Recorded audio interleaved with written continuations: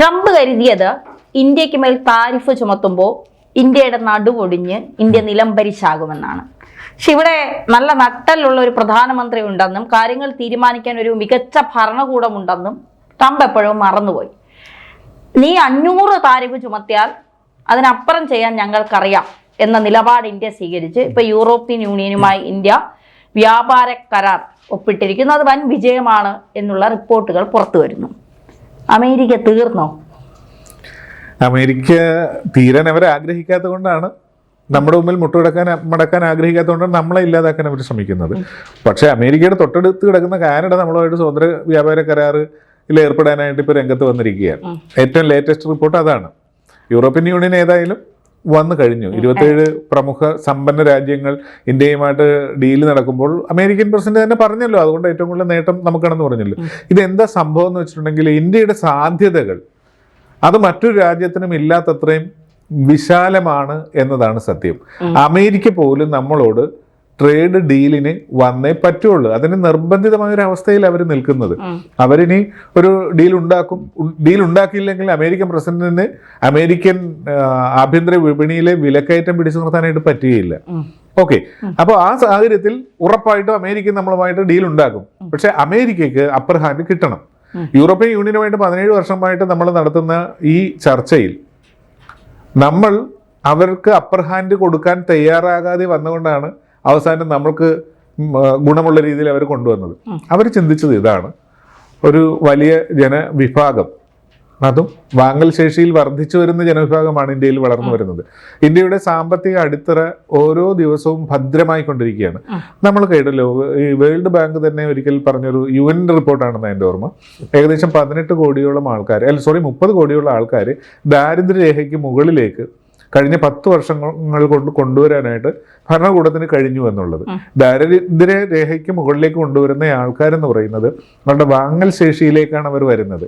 അവരുടെ കയ്യിലെ പണം വിപണിയിൽ നിന്ന് അവർക്ക് ആവശ്യമുള്ള സാധനങ്ങൾ വാങ്ങാവുന്ന രീതിയിലേക്ക് മാറുകയും ഇവർക്കെല്ലാം തൊഴിൽ ലഭ്യത ഉറപ്പുവരികയും ചെയ്യുന്നുണ്ട്. വെറുതെ ഒരാൾ സമ്പന്നനാകില്ല, അല്ലെങ്കിൽ വരുമാനമുള്ളവനാകില്ല, തൊഴിലുണ്ടാകും. അപ്പോൾ തൊഴിൽ സാധ്യതയും കൂടി. ഇങ്ങനെയുള്ള ഒരു സന്ദർഭത്തിൽ യൂറോപ്യൻ യൂണിയൻ ബുദ്ധിപരമായ ഒരു തീരുമാനമെടുത്തു.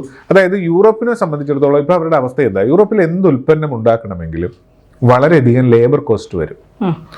എന്നാൽ ഈ ലേബർ കോസ്റ്റ് കൊടുത്തുകൊണ്ട് അവിടെ സാധനം ഉണ്ടാക്കുമ്പോൾ അത് വാങ്ങാനുള്ള ചില വർക്ക് തന്നെയാണ് കൂടുന്നത്. ഇതേ സാധനം ഇന്ത്യയിലേക്ക് ഷിഫ്റ്റ് ചെയ്താലോ ഇന്ത്യയിൽ നിന്ന് വാങ്ങിച്ചാലോ ഇവർക്ക് ഈ എമൗണ്ട് വരുന്നില്ല. പല ഉൽപ്പന്നങ്ങളും 0 താരിഫിൽ തന്നെയാണ് നമ്മൾ അങ്ങോട്ട് കൊടുത്തു വിടുന്നത്, അല്ലെങ്കിൽ അവർ വാങ്ങിക്കുന്നത്. അപ്പോൾ ചില ആൾക്കാർ ചോദിക്കുന്നൊരു ചോദ്യമുണ്ട്, കാറിനൊക്കെ ഇപ്പോൾ തന്നെ വില കുറയുമെന്ന്. ഇതൊരു ഗ്രാജുവൽ പ്രോസസ്സാണ്, ഉടൻ നടക്കുന്ന കാര്യമല്ല. പക്ഷേ ഈ ഗ്രാജുവൽ പ്രോസസ്സിന് ഇന്ത്യക്ക് കിട്ടുന്ന വലിയ ഗുണമെന്ന് പറയുന്നത്, ഇന്ത്യ ഇപ്പോൾ യൂറോപ്യൻ സ്റ്റാൻഡേർഡിലേക്ക് മാറാൻ നിർബന്ധിതമാകുന്നു. യൂറോപ്യൻ സ്റ്റാൻഡേർഡ് എന്ന് ഇപ്പം നിലവിൽ നമ്മൾ പുലർത്തുന്ന സ്റ്റാൻഡേർഡിനേക്കാൾ വളരെയേറെ കൂടുതലാണ്. നമ്മളിപ്പോൾ നമ്മുടെ സ്റ്റാൻഡേർഡ് എന്ന് പറയുന്നത് ചൈനീസ് സ്റ്റാൻഡേർഡാണ്. നമ്മുടെ യന്ത്രഭാഗങ്ങളുടെയും ഇലക്ട്രിക് എക്യുപ്മെന്റ്സിന്റെയും സ്റ്റാൻഡേർഡ് ഇപ്പം നിലവിൽ നിൽക്കുന്നത് ചൈനീസ് സ്റ്റാൻഡേർഡാണ്. ഈ ചൈനീസ് സ്റ്റാൻഡേർഡ് പോരാ യൂറോപ്യൻ സ്റ്റാൻഡേർഡ് എന്ന് പറയുമ്പോൾ. അപ്പോൾ എന്താ സംഭവം? ഈ യൂറോപ്യൻ രാജ്യങ്ങൾ അവരുടെ ടെക്നോളജി ഇങ്ങോട്ട് കൊണ്ടുവന്ന് ഇവിടെ പ്ലാന്റുകൾ സ്ഥാപിക്കും. അതായത് ഏറ്റവും മോഡേൺ ടെക്നോളജി ആയിരിക്കും അവർ കൊണ്ടുവരുന്നത്. ആ പ്ലാന്റുകൾ സ്ഥാപിക്കുമ്പോൾ ഈ ടെക്നോളജി ഇന്ത്യക്ക് സ്വന്തമാകുകയും ഇന്ത്യക്ക് ഈ ലെവലിലേക്ക് നമ്മുടെ സ്റ്റാൻഡർഡൈസ് ചെയ്യാനായിട്ട് സാധിക്കും. എല്ലാ മേഖലകളിലും ഒരു അന്താരാഷ്ട്ര നിലവാരം അല്ലെങ്കിൽ യൂറോപ്യൻ നിലവാരമുള്ള ഉൽപ്പന്നങ്ങൾ ഉൽപ്പാദിപ്പിക്കുന്ന ഒരു രാജ്യമായിട്ട് നമുക്ക് മാറാൻ പറ്റും. ഇവിടെ തിരിച്ചടി വരുന്നത് ബംഗ്ലാദേശിന് വരും, പാകിസ്ഥാന് വരും, ടെക്സ്റ്റൈൽ മേഖലയിൽ ചൈനയ്ക്ക് വരും. ഈ ഏഷ്യയിൽ തന്നെ ഈ 3 രാജ്യങ്ങൾക്ക് അതിശക്തമായ വെല്ലുവിളിയായിട്ട് ഇന്ത്യ മാറും. സ്വാഭാവികമായിട്ടും ബംഗ്ലാദേശ് നമ്മളെക്കാൾ മികച്ച കയറ്റുമതി കുറഞ്ഞ ചിലവിൽ അങ്ങോട്ട് നടത്തിക്കൊണ്ടിരുന്നതാണ്. പക്ഷേ ബംഗ്ലാദേശും യൂറോപ്പുമായിട്ട് ഒരു സ്വതന്ത്ര വാണിജ്യ കരാർ ഇല്ലാത്തത് കൊണ്ട് തന്നെ സെലക്ഷൻ പർച്ചേസ് എന്നാണ് അതിന് പറയുന്നത്. ആവശ്യമുള്ളത് വാങ്ങിക്കുന്നു, ആവശ്യമുള്ളതിൻ്റെ നിലവാരം വെച്ച്. പക്ഷെ ഇവിടെ നമ്മളുടെ ടെക്സ്റ്റൈൽ മേഖലയിൽ യൂറോപ്യൻ സ്റ്റാൻഡേർഡ് കൊണ്ടുവരുമ്പോൾ എന്ത് സംഭവിക്കും? നമ്മൾ ഉണ്ടാക്കുന്ന മൊത്തം അവർക്ക് വാങ്ങിക്കാൻ പറ്റും, മറ്റൊന്ന് സെലക്ഷനാണ്. അപ്പോൾ ഈ രീതിയിൽ വലിയ കുതിച്ചുചാട്ടം നമ്മൾക്ക് വരും എന്ന് പറഞ്ഞാൽ തൊഴിൽ മേഖല അതിശക്തമായിട്ട് ഉണരും. ഉൽപാദനങ്ങൾ വൈവിധ്യവൽക്കരിച്ച്, കാരണം നമ്മൾക്ക് കിട്ടിയിരിക്കുന്നത് 27 രാജ്യങ്ങളിലെ വളരെ വിശാലമായ സമ്പന്നമായ ജനങ്ങളുടെ വിപണിയാണ് കിട്ടിയിരിക്കുന്നത്. അങ്ങോട്ട് ഇന്ത്യയിൽ നിന്നുള്ള ഉൽപ്പന്നങ്ങളുടെ കുത്തൊഴുക്കുണ്ടാകും. മറ്റൊരു ഗുണം കൂടെയുണ്ട്. വിദ്യാഭ്യാസ മേഖലയിൽ, ടെക്നിക്കൽ മേഖലയിൽ പിന്നെ അതേപോലെ തന്നെ തൊഴിൽ മേഖലയിൽ, പിന്നെ സാധാരണ ഇതിൽ പറഞ്ഞ കുടിയേറ്റ മേഖലയിലൊക്കെ ഇന്ത്യയും യൂറോപ്പുമായിട്ട് സഹകരിച്ച് മുന്നോട്ട് പോകുമ്പോൾ അതിൻ്റെ ഗുണം കിട്ടുന്നത് ഇന്ത്യക്ക് തന്നെയാണ്. അതിൽ ഇന്ത്യയിലേക്ക് യൂറോപ്യന്മാരാരും പഠിക്കുവാനോ തൊഴിൽ തേടിയോ വരാൻ സാധ്യതയില്ല. അപ്പം നമ്മൾക്ക് അതിന് കടമ്പകൾ ഒന്നൊന്നായിട്ട് ഇല്ലാതാകുകയാണ് ചെയ്യുന്നത്. അപ്പം ഇതിന് ഇടയ്ക്ക് മറ്റൊരു കാര്യം പറഞ്ഞത് നമ്മൾ ശ്രദ്ധിച്ചു കാണും. ഈ യൂറോപ്യൻ യൂണിയൻ്റെ ഒപ്പം വന്ന ഒരു ഇന്ത്യൻ വംശജനുണ്ട്, അദ്ദേഹത്തിൻ്റെ പേര് ഇപ്പം ഞാൻ മറന്നുപോയതുകൊണ്ട് ഞാൻ പറയുന്നില്ല. അദ്ദേഹം ഈ ചർച്ചയ്ക്കിടയിൽ അദ്ദേഹത്തിൻ്റെ പാസ്പോർട്ട് എടുത്ത് കാണിച്ചു, ഇന്ത്യൻ പാസ്പോർട്ട് എടുത്ത് കാണിച്ചു. എന്നിട്ട് പറഞ്ഞു, ഒരു ഇന്ത്യക്കാരനായിട്ട് ഞാൻ നിൽക്കുന്നതിൽ ഞാൻ വളരെയേറെ അഭിമാനിക്കുന്നു എന്ന് പറഞ്ഞു. ഇതോടൊപ്പം തന്നെ ഉർസുല പറഞ്ഞു, അതിൻ്റെ യൂറോപ്യൻ യൂണിയൻ കമ്മീഷൻ്റെ ചെയർപേഴ്സണായിട്ടുള്ള അവർ പറഞ്ഞൊരു വാചകമുണ്ട്, ഇന്ത്യ വളരുകയാണ്, മറ്റെല്ലാ രാജ്യങ്ങളും ഇന്ത്യയുടെ വളർച്ചയിൽ സമാധാനവും സുസ്ഥിരതയും നേടും എന്നാണ് പറയുന്നത്. രാഹുൽ ഗാന്ധിയെ പോലെയും ട്രംപിനെ പോലെയുമുള്ള ഡെഡ് എക്കണോമി എന്നുള്ള ആ പ്രസ്താവനയ്ക്ക് ഇത്രയും രാജ്യങ്ങളെ പ്രതിനിധീകരിക്കുന്ന ഒരു രാജ്യത്തിൻ്റെ പ്രതിനിധിയിൽ നിന്ന് വരുന്ന ഇത്തരത്തിലുള്ളൊരു വാചകം എത്ര വലിയ അഭിനന്ദനമാണ് ഇന്ത്യക്ക് നൽകിയിരിക്കുന്നത്. തീർച്ചയായിട്ടും ഇന്ത്യയെ സംബന്ധിച്ചിടത്തോളം ഈ 2014 മുതൽ ഇങ്ങോട്ട് എടുത്ത് നോക്കിയാൽ ഇന്ത്യയുടെ വളർച്ച നമ്മൾ തന്നെ ചിന്തിക്കുന്നതിനും അപ്പുറമാണ്. കാരണം ഇവിടുത്തെ ഓരോ വികസന മേഖലകളും എടുത്ത് നോക്കിയാൽ അതിനപ്പുറം ഈ നേരത്തെയൊക്കെ നമ്മൾ കേട്ട ഒരു വലിയ പിന്നെ എന്താ പറയുക പരിഹാസമുണ്ട് നരേന്ദ്രമോദിക്കെതിരെ. അതായത് നരേന്ദ്രമോദി ഇങ്ങനെ കോട്ടുവിട്ട് പല രാജ്യങ്ങളും യാത്ര ചെയ്ത് നടക്കുന്നു, പല രാജ്യങ്ങളും ടൂർ അടിച്ച് നടക്കുന്നു, ഇതെന്ത് പ്രധാനമന്ത്രിയാന്നൊക്കെ ചോദിച്ച് അന്നൊക്കെ എല്ലാവരും പറഞ്ഞു ഈ പോകുന്നതിൻ്റെയൊക്കെ ഗുണം വരുന്ന വർഷങ്ങളിൽ അല്ലെങ്കിൽ വരുന്ന ഇന്ത്യക്ക് വലിയ ഗുണം ചെയ്യുമെന്നുള്ളത്.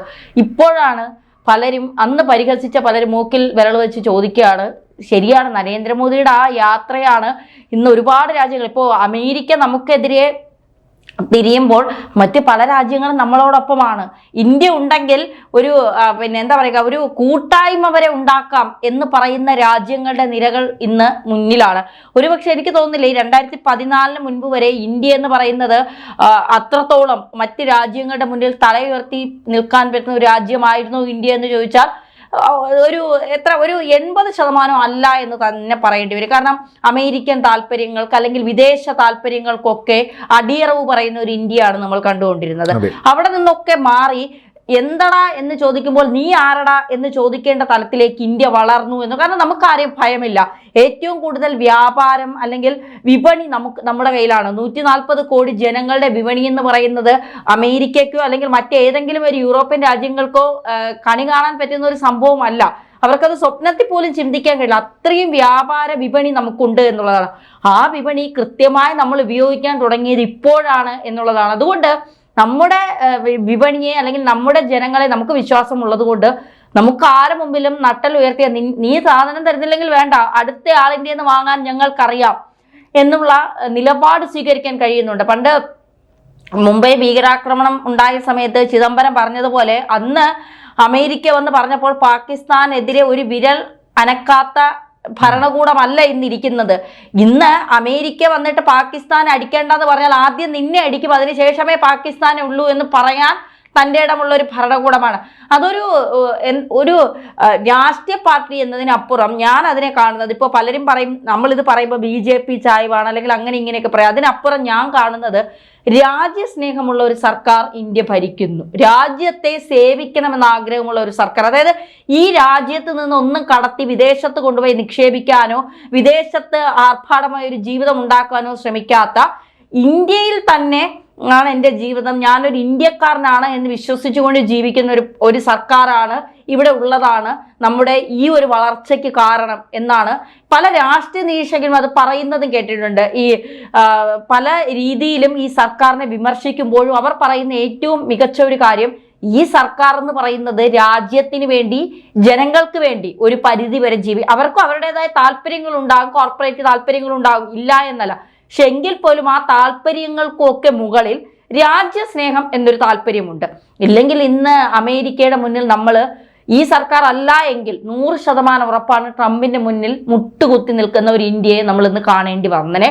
അമേരിക്കൻ താല്പര്യങ്ങൾക്ക് വഴങ്ങുന്ന ഒരു ഇന്ത്യയെ നമ്മൾ കാണേണ്ടി വന്നേനെ. അത് സത്യമാണ് പറഞ്ഞത്. അതായത് ഈ ഒരിക്കൽ നരേന്ദ്രമോദി പ്രധാനമന്ത്രിയാകുമെന്ന് അദ്ദേഹത്തിന് അറിയാമായിരുന്നു. അദ്ദേഹം വ്യക്തമായ ഗ്രഹപാഠത്തോടു കൂടി തന്നെയാണ് മുന്നോട്ട് നീങ്ങിയത്. ഒരിക്കൽ അദ്ദേഹം ഗുജറാത്ത് മുഖ്യമന്ത്രിയായിരുന്ന സമയത്ത് BBC-യുടെ ഒരു ലേഖകിയുമായിട്ട് പറയുന്നൊരു അഭിമുഖമുണ്ട്, യൂട്യൂബിൽ കിടപ്പുണ്ട്. അവർ മനുഷ്യാവകാശങ്ങളെക്കുറിച്ച് പറയുമ്പോൾ ഇദ്ദേഹം വളരെ കർക്കശമായ ഭാഷയിൽ, ഇന്നത്തെ മോദിയല്ല, പറയുന്നുണ്ട്, നിങ്ങൾ യൂറോപ്യന്മാരല്ലേ, ബ്രിട്ടീഷുകാർ ഞങ്ങളെ മനുഷ്യാവകാശം പഠിപ്പിക്കേണ്ട എന്നുള്ളത്. ഇതായിരുന്നു മോദി എന്ന് പറയുന്ന മനുഷ്യന്റെ അന്നേയുള്ള മനോഭാവം. ഇപ്പൊ കുറച്ചുകൂടെ കടുപ്പം കൂടിയിട്ടേ ഉള്ളൂ, പക്ഷെ അദ്ദേഹം സോഫ്റ്റ് ആയിട്ട് അപ്രോച്ച് ചെയ്യും. പ്രായമായി കഴിയുമ്പോൾ ആളുകൾ കുറച്ച് സോഫ്റ്റ് ആവും എന്ന് പറയും. പക്ഷെ നരേന്ദ്രമോദി 2014 വന്നതിനേക്കാൾ കുറച്ചുകൂടി സ്ട്രോങ് അമേരിക്കൻ പ്രസിഡന്റ് ട്രംപ് പറഞ്ഞല്ലോ, ഭയങ്കരനായ മനുഷ്യനാണ് ഞാൻ മറ്റൊരു മുഖം കണ്ടു അയാൾക്ക് അയാളുടെ രാജ്യത്തിന്റെ താല്പര്യങ്ങൾക്ക് വേണ്ടി എന്തും എനിക്ക് ചെയ്യാൻ അറിയാം എന്ന് എന്നോട് പറഞ്ഞു. അത് അഭിനന്ദ് വർത്തമാനെ പാകിസ്ഥാൻ പിടിച്ചുകൊണ്ടുപോയ സമയത്ത് ട്രംപ് വിളിച്ചു പറഞ്ഞു ഞാൻ ഇടപെടണമെന്ന് ചോദിച്ചപ്പോൾ 24 മണിക്കൂർ സമയം കൊടുത്തിട്ടുണ്ട്. അതിനിടയിൽ എന്റെ പിന്നെ സൈന്യത്തിലെ ഒരാൾ ഇവിടെ എത്തിയില്ല എങ്കിൽ എന്ത് ചെയ്യണമെന്ന് എനിക്കറിയാം. ആ വാക്കാണ് അമേരിക്ക വിളിച്ച് പാകിസ്ഥാനോട് പറഞ്ഞു. പാകിസ്ഥാൻ വിറച്ചുകൊണ്ട് വാഗാതിർത്തിക്കൊണ്ട് നിർത്തി. യൂറോപ്യൻ യൂണിയന്റെ ഈ ഒരു നീക്കത്തിന്റെ പിന്നിൽ 2 കാര്യങ്ങൾ കൂടി പറയേണ്ടതുണ്ട്. ഒന്ന്, അമേരിക്കയെ ഡിപ്പെൻഡ് ചെയ്ത് മുന്നോട്ട് പോകാൻ പറ്റിയില്ലെന്ന് ഗ്രീൻലാൻഡിന്റെ വിഷയത്തിന് മുൻപേ തന്നെ അവർക്ക് അറിയാമായിരുന്നു. അതാണ് ഒന്നാമത്തെ കാര്യം. രണ്ടാമത്തെ കാര്യം, അമേരിക്കയ്ക്ക് പകരം ആര് എന്ന ചോദ്യത്തിന് ചൈനയും റഷ്യയുമാണുള്ളത്. സ്വാഭാവികമായിട്ടും കമ്മ്യൂണിസ്റ്റ് ചേരികളാണ്, ഏകാധിപത്യ ഭരണമാണ്, ജനാധിപത്യം ഇല്ലാത്തപ്പോൾ അവരുടെ ഭരണകൂടങ്ങൾക്ക് അങ്ങനെയുള്ള രാഷ്ട്രവുമായിട്ട് ഒരു തരത്തിലും വിശ്വസനീയമായ ഒരു ഡീൽ ഉണ്ടാക്കാൻ പറ്റിയില്ല. പിന്നെയുള്ള ഓപ്ഷൻ എന്ന് പറയുന്നത് എല്ലാം കൊണ്ടും ഇന്ത്യയാണ് സേഫ്. രണ്ടാമത്തെ പ്രധാനപ്പെട്ട കാര്യം, ഇന്ത്യ വളരെ വേഗത്തിൽ വളർന്നു വരുന്നു, വലിയൊരു വിപണിയുണ്ട്, ഒരു ലോക ശക്തിയാകാനുള്ള എല്ലാ യോഗ്യതയും ആയുധത്തിൻ്റെ കാര്യങ്ങളും പ്രതിരോധത്തിൻ്റെ കാര്യത്തിലും നമുക്കുണ്ട്. ഇപ്പോൾ തന്നെ ചൈനയേക്കാൾ മികച്ച വ്യോമസേന, അതായത് 1, 2, 3 എന്ന രീതിയിലേക്ക് നമ്മൾ വ്യോമസേനയിൽ പോലും നിൽക്കുന്നതാണ്. അവരുടെ പ്രൊഡക്റ്റുകൾക്ക് വിൽക്കാൻ മാത്രമല്ല, ഇനി ഇവിടെ നിന്ന് ഉൽപ്പാദിപ്പിച്ച് ആഗോളതലത്തിൽ വിതരണം ചെയ്യാനും ഇന്ത്യയെ പോലൊരു രാജ്യമായിട്ടുള്ള കരാറിന് സാധിക്കും. ഇത് ഇരുതല മൂർച്ചയുള്ള ഒരു കരാറാണ്. ഇന്ത്യക്കും വളരെയേറെ ഗുണം ചെയ്യും, അവർക്കും ഗുണം ചെയ്യും. പക്ഷേ ഒരു ഏകധ്രുവ ലോകം എന്ന ആ അമേരിക്കൻ സ്വപ്നത്തിന് ഇത് വലിയ തിരിച്ചടിയാണ്. പക്ഷേ അമേരിക്ക വെറുതെ ഇരിക്കുകയില്ല. അമേരിക്ക ഇതിൻ്റെ പിന്നിൽ പല കാര്യങ്ങളും ചെയ്യും. എന്നാൽ അമേരിക്ക എന്ത് ചെയ്താലും, എന്തൊക്കെ ചെയ്യാൻ സാധ്യതയുണ്ടെന്ന് കരുതി നിശബ്ദമായിട്ട് അതിനെ അമേരിക്കൻ നയങ്ങളെ തുരങ്കം വെച്ചുകൊണ്ട് മുന്നോട്ട് വളരാനുള്ള ശേഷിയുള്ള ഒരു ഭരണകൂടം നമുക്കുണ്ട് എന്നുള്ളത് സമാധാനപരമായ സന്തോഷത്തിന് വളരെ കാരണമാകുന്ന ഒരു കാര്യമാണ്. അല്ല, അമേരിക്കയെ സംബന്ധിച്ചിടത്തോളം അമേരിക്കയ്ക്ക് ഇപ്പോൾ ഭസ്മാസുരന് വരം കിട്ടിയ ഒരു അവസ്ഥയാണ്. സ്വയം ചൂണ്ടിയാൽ അമേരിക്ക തന്നെ ഭസ്മമായി പോകും. ആ അവസ്ഥയില്ല. പിന്നെ ഒരു പ്രധാനപ്പെട്ട കാര്യം, അത് പറഞ്ഞില്ലെങ്കിൽ മോശമാണ്, ഡോളറൈസേഷൻ എന്ന് പറയുന്ന ഒരു പ്രൊജക്ട്. അമേരിക്ക ഇത്രയും നാളും ഭയപ്പെട്ടിരുന്ന ഒരു കാര്യം ഇപ്പോൾ ബ്രിക്സിന്റെ നേതൃത്വത്തിൽ നമ്മൾ ആ ഭാഗത്തേക്ക് വന്നിട്ടുണ്ട്. ഇത് മാത്രമല്ല, യൂറോപ്പും ഇന്ത്യയും തമ്മിൽ നാളെ റുപ്പി യൂറോ വ്യാപാരം തുടങ്ങിയാൽ അമേരിക്ക എന്ത് ചെയ്യും? ഏറ്റവും ബിഗ് ക്വസ്റ്റ്യനാണ് അമേരിക്കയുടെ മുമ്പിലുള്ളത്. അമേരിക്ക എന്ത് കടുങ്കൈക്കും ഇന്ത്യക്കെതിരെ നീങ്ങാൻ സാധ്യതയുണ്ട്. അല്ല എങ്കിൽ ആഗോള സംഭവവികാസങ്ങൾ കലങ്ങി മറിഞ്ഞ് നമ്മൾ ആരും പ്രതീക്ഷിക്കാത്ത രീതിയിലേക്ക് പോകാനുള്ള സാധ്യതയും ഈ കാരണങ്ങളിലുണ്ട്. കരാറിൽ നമുക്ക് സന്തോഷമുള്ളപ്പോൾ തന്നെ അപകട സാധ്യതകൾ ധാരാളമുണ്ട്. പക്ഷെ കരാർ മുന്നോട്ട് പോകും.